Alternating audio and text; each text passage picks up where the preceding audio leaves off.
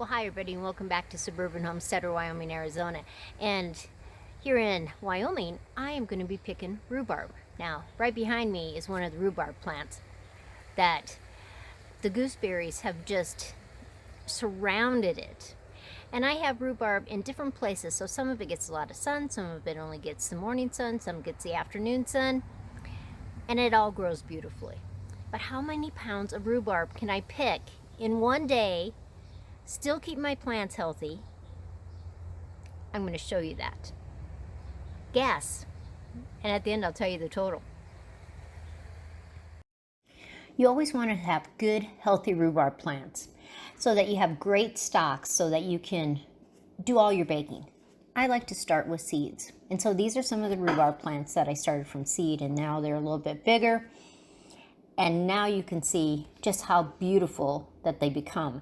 And I like to harvest when they're about 18 inches tall. Now, sometimes if they're thick and short, I still will harvest them.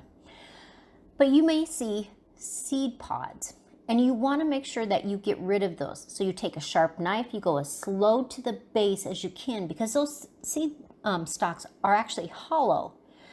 If they have a little side rhubarb, you can break that off so that you can still use that. Throw the seed stalk away and make sure that you cut off both ends, because the leaves are poisonous. But you can get really big rhubarb leaves, and with those I like to make concrete rhubarb leaves or concrete rhubarb bird baths. But as you can see, already this spring the leaves are just huge. So I take a bag and I just slice them right out into the garden, and then I'll bring them inside where I can get them ready. I always like to wash them if there's any dirt or bugs or dust or anything on them. I don't want to be using those before I put them in the food processor. And I just send them through the food processor.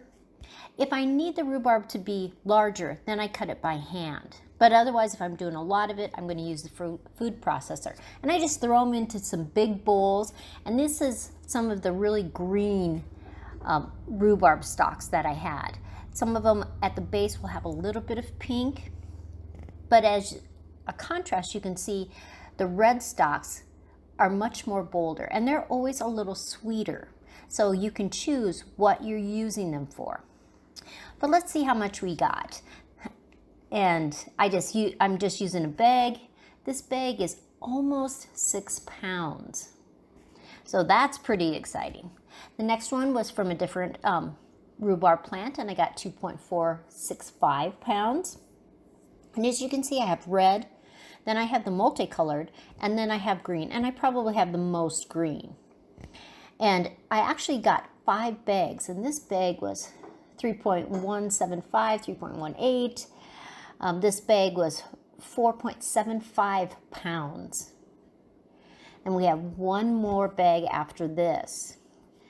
And this bag was 3.7, 3.69. It fluctuates a little bit. So let's see how many pounds of rhubarb I got in my very first harvest. 5 bags, and we had a total of 20 pounds of rhubarb. So what I do is I put them in quart bags after I've chopped them up. And most of them weigh about a little under a pound. And I ended up with 19 bags of the rhubarb. Plus I did sell about almost 5 pounds to a gal that buys rhubarb from me. So it was really fun harvesting today.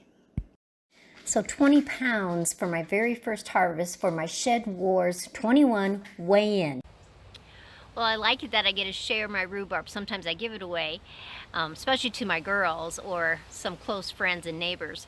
And then other times I sell some of it. And I usually try to sell it for about $2.50 a pound. And a pound of rhubarb is a lot of rhubarb. And so they can easily make pies and muffins and cakes and whatever they want to. So I hope you grow some rhubarb too. And I have just always loved it, growing it from seed, and almost all of my plants are from seed that I grew. So I have a lot of those different varieties. So I hope you have a great weekend, and remember, tomorrow morning, 8 o'clock Mountain Standard Time, I am live. I'll see you then.